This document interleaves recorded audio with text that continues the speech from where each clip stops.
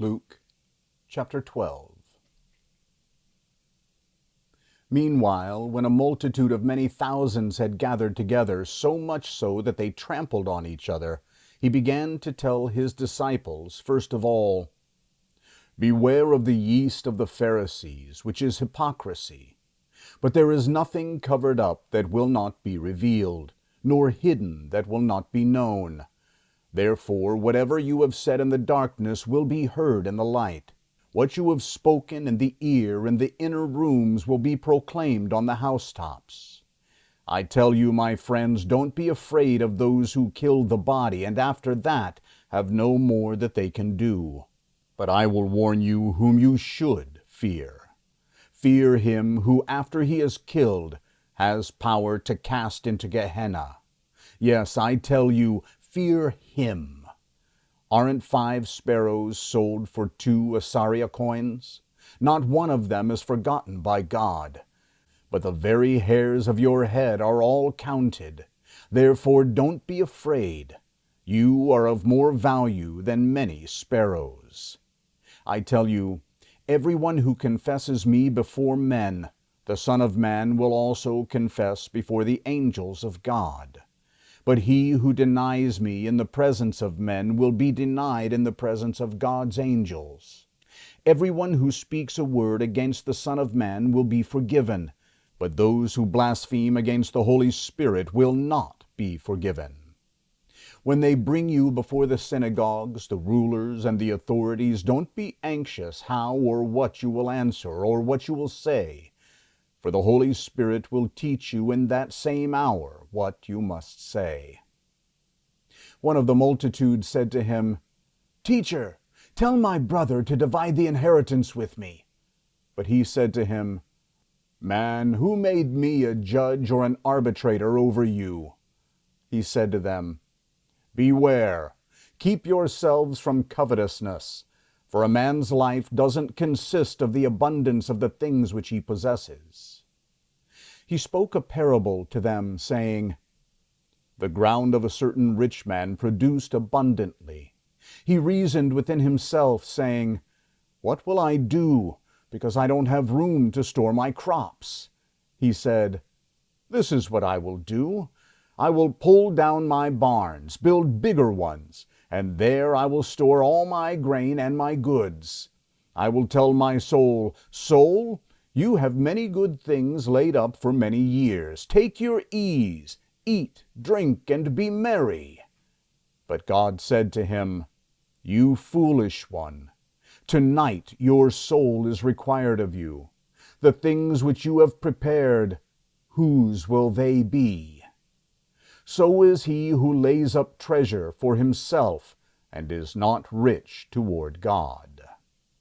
He said to his disciples, "Therefore I tell you, don't be anxious for your life, what you will eat, nor for your body, what you will wear. Life is more than food, and the body is more than clothing.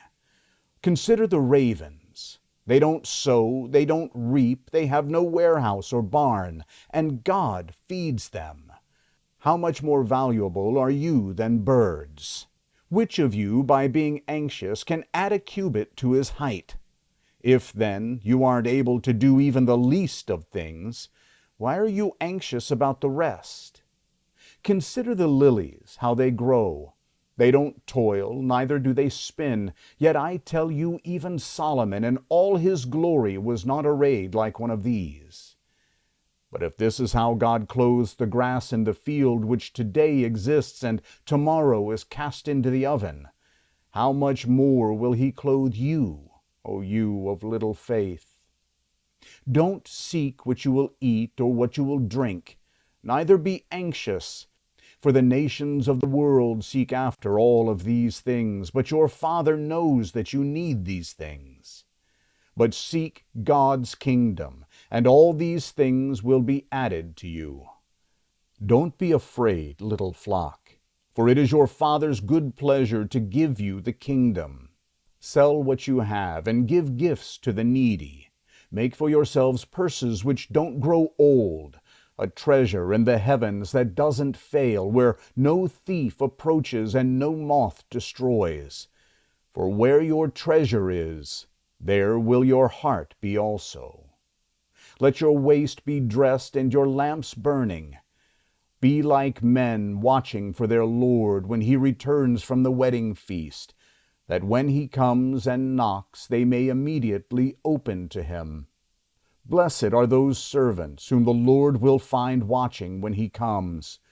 Most certainly I tell you that he will dress himself, make them recline, and will come and serve them. They will be blessed if he comes in the second or third watch and finds them so. But know this, that if the master of the house had known in what hour the thief was coming, he would have watched and not allowed his house to be broken into. Therefore be ready also, for the Son of Man is coming in an hour that you don't expect him. Peter said to him, Lord, are you telling this parable to us or to everybody? The Lord said, Who then is the faithful and wise steward, whom his Lord will set over his household, to give them their portion of food at the right times? Blessed is the servant whom his Lord will find doing so when he comes. Truly I tell you that he will set him over all that he has.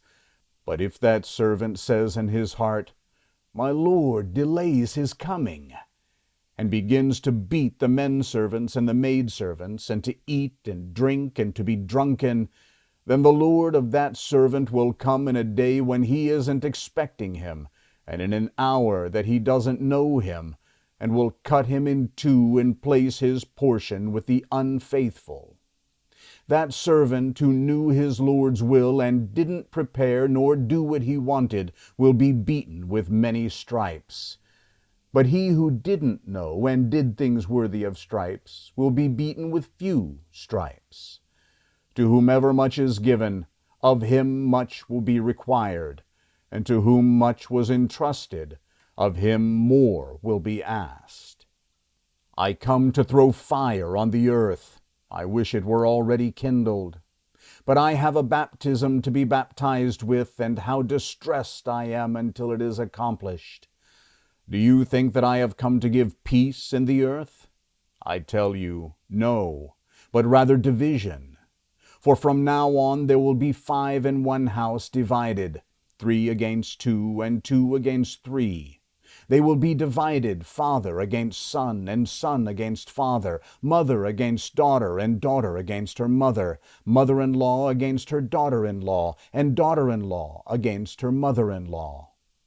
He said to the multitudes also, When you see a cloud rising from the west, immediately you say, A shower is coming, and so it happens. When a south wind blows, you say, There will be a scorching heat, and it happens.